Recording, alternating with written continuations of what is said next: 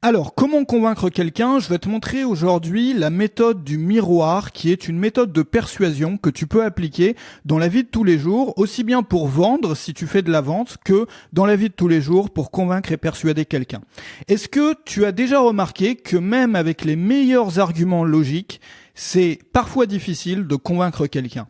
Peut-être aussi que tu connais quelqu'un que tu n'arrives jamais à convaincre malgré les preuves factuelles que tu lui montres à chaque fois.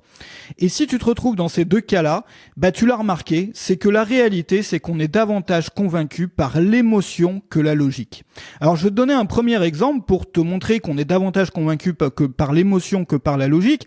C'est que la plupart des humains choisissent la religion de leurs parents ou de leur milieu social. Il te suffit de regarder une carte du monde, la carte des religions, et tu vas voir qu'il y a des zones géographiques, comme tu le sais, dans lesquelles il va y avoir une dominante d'une religion ou d'une autre. Et au sein d'un pays, on retrouve la même chose avec des communautés qui vont chacune avoir une religion ou non-religion, d'ailleurs majoritaire. Ce qui veut dire que la plupart des gens ne vont pas se poser à un bureau avec un papier et un crayon, faire des recherches et se demander quelle est la meilleure religion ou non-religion, quelle est celle qui logiquement fait le plus de sens pour moi, mais au contraire, vont la choisir de façon émotionnelle parce que leurs parents, parce que leur milieu croyaient dans cette religion-là ou ne croyaient pas.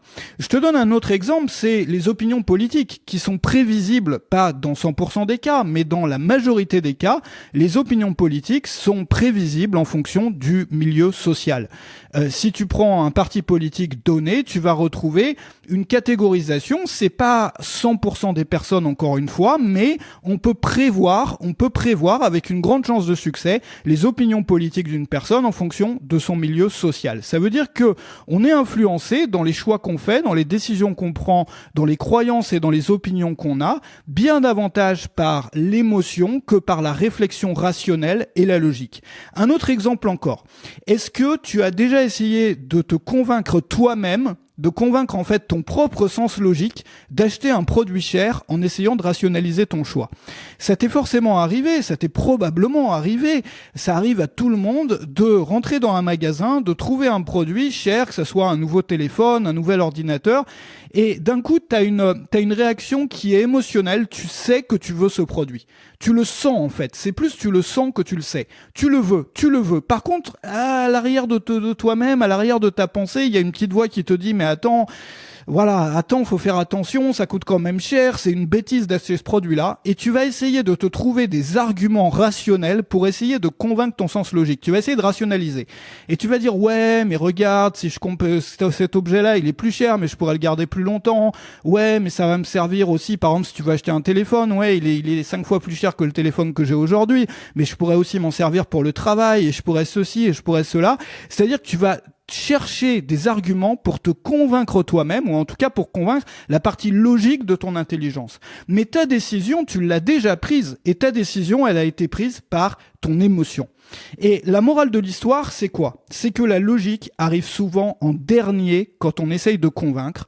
La logique arrive souvent en dernier, et le problème, c'est que beaucoup de personnes, quand elles essayent de convaincre et de persuader, commencent par utiliser la logique. On le voit notamment dans les débats politiques, où souvent, quand on entend des débats politiques entre amis, ou même à la télévision, ou sur le web, ou sur YouTube, c'est toujours la même chose. Les personnes amènent des arguments logiques, et elles se battent sur un argument contre un autre argument. Et au final, à la fin, tu le sais comme moi, personne n'est convaincu, les gens campent sur leur position. Et à la fin du débat, chacun reste dans la même position. Alors que c'est pas comme ça qu'on convainc. La logique, elle arrive en dernier. Souvent, la logique, elle est utilisée pour justifier les choix qui ont été faits par les émotions. Et l'une des meilleures façons d'appliquer ce principe-là, c'est de montrer les similarités. Et c'est ça la méthode du miroir, c'est de montrer les similarités. Peut-être que tu t'es probablement rendu compte que quand on se sent similaire, quand on a un point commun avec quelqu'un, on est plus à même d'accepter ses idées ou d'être d'accord avec lui sur autre chose. Peut-être que quand tu essayes de convaincre quelqu'un, cette personne-là pense quelque chose. Je te donne un exemple. Par exemple, tu essayes de convaincre, quelqu'un qui s'appelle Jacqueline de telle idée, voilà, d'une idée politique, par exemple. Et Jacqueline n'y croit pas du tout à cette idée-là. Et toi, tu as un point commun avec elle, c'est que toi non plus, avant, tu n'y croyais pas. Et t'as changé d'avis au bout d'un moment. Donc tu pensais la même chose que Jacqueline autrefois, mais dis-lui, parce que d'un coup, tu te retrouves comme étant comme elle. Et comme comme elle va te voir comme quelqu'un qui est comme elle va être beaucoup plus ouverte à un changement d'opinion. Et c'est pour ça que c'est tellement important de dire, je croyais la même chose que toi avant, je pensais exactement la même chose que ce que tu penses aujourd'hui autrefois. Je pensais exactement la même chose. Ce que tu es en train de me dire, c'était mon opinion, j'aurais signé ça 1000 fois, j'aurais parié de l'argent là-dessus, j'aurais mis ma maison en jeu même là-dessus, tellement j'y croyais. Je suis dans le même cas que toi, j'étais dans le même cas que toi. Donc si tu pensais la même chose que la personne avant, dis-lui. Peut-être aussi que tu étais dans le même cas que la personne avant. C'est-à-dire avant de changer d'avis, peut-être que tu étais dans le même cas qu'elle. Si cette personne te dit, moi je suis dans tel cas, donc ça s'applique pas à moi, ou moi ça m'intéresse pas parce que je suis dans tel cas. Mais moi aussi j'étais dans ce cas-là avant. Moi aussi on vient du même truc, on vient du même machin. C'est la raison pour laquelle quand on persuade, regarde sur le web, c'est la même chose. Quand tu as tous ces créateurs, ces gourous qui vont te raconter leurs histoires de transformation en te disant qu'ils ont vécu quasiment dans une étable et qu'ils galéraient pour à la fin du mois pour avoir assez de budget pour remplir le frigo et qu'ils faisaient même Anthony Robbins, le pape du développement personnel aux États-Unis, raconte toujours cette histoire où il vivait dans un tout petit appartement avec une mère alcoolique, je crois, et qu'il vivait même pas avec elle, mais bon, il raconte aussi ces histoires-là. Et qu'il était obligé de faire sa vaisselle dans sa douche parce qu'il n'y avait même pas d'évier. Pourquoi il raconte tout ça ? Tout simplement parce que les gens se reconnaissent là-dedans. C'est l'effet miroir. La personne était dans le même cas que nous. Donc l'idée c'est ça, c'est de lui dire, si tu étais dans le même cas que la personne que tu essayes de convaincre aujourd'hui, dis-lui. C'est la raison pour laquelle l'arrogance fonctionne tellement peu. Parce que quand tu es arrogant, tu montres comment est-ce que tu es différent de la personne. Tu focuses sur les différences. Alors que là, l'idée, au contraire, c'est de montrer les similarités, même si elles sont pas évidentes. Évidemment, j'ai changé. Évidemment, j'ai progressé. Mais il y a quelques années, j'étais dans le même cas que toi. Peut-être aussi que tu as un point commun avec cette personne. Si tu as un point commun avec cette personne, dis-lui, ça peut être n'importe quoi. Ça peut être d'avoir vécu dans le même quartier, dans la même ville, ça peut être d'avoir été dans la même école, ça peut être d'avoir n'importe quoi, d'être du même milieu d'origine, ça peut être d'avoir vécu dans telle ville. Si tu as un point commun avec la personne, dis-lui. Tu sais qu'il y a des commerciaux qui passent leur temps à chercher les points communs, tu sais, pour les négociations importantes. Pas que des commerciaux, mais aussi des négociateurs. Quand tu as une négociation importante, et je crois que c'est même utilisé en diplomatie, ça consiste à aller scanner, à aller faire des recherches sur tous les points communs que tu pourrais avoir avec la personne.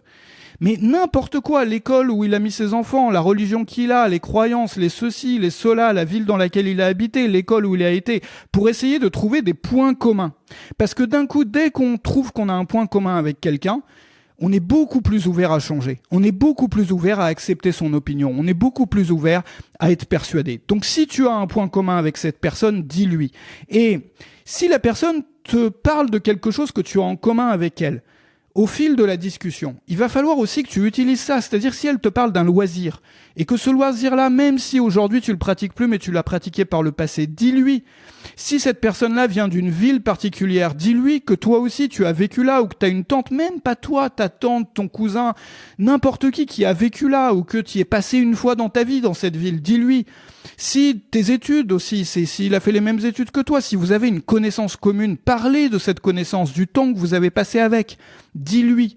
Si tu veux convaincre, montre à ton interlocuteur à quel point tu es comme lui. En quoi est-ce que tu es comme lui? Alors, si tu veux aller plus loin, je t'ai préparé une fiche PDF qui se trouve dans la description avec une structure à suivre pour convaincre n'importe qui. Cette structure-là, tu peux l'utiliser en vente, mais tu peux aussi l'utiliser pour convaincre quelqu'un d'une idée. C'est quelque chose qui va t'être utile, notamment si tu fais des vidéos de vente ou si tu proposes des produits sur des pages de ton site. C'est une structure où tu as juste à remplir les blancs, à suivre les étapes pour convaincre n'importe qui. Ça sert pour la vie quotidienne comme pour vendre. Tu reçois cette fiche PDF, donc comme d'habitude, en t'inscrivant à Rejoins le mouvement, qui est une petite lettre par email que j'envoie tous les matins à des professionnels du web, à des créateurs, à des formateurs, à des auteurs, à des conférenciers. Et si toi aussi tu es créateur ou bien que tu voudrais gagner ta vie en travaillant à la maison et que tu veux apprendre la persuasion et avoir tout de suite une structure à suivre pour convaincre n'importe qui, ça se trouve sur le lien dans la description et je te retrouve dessus.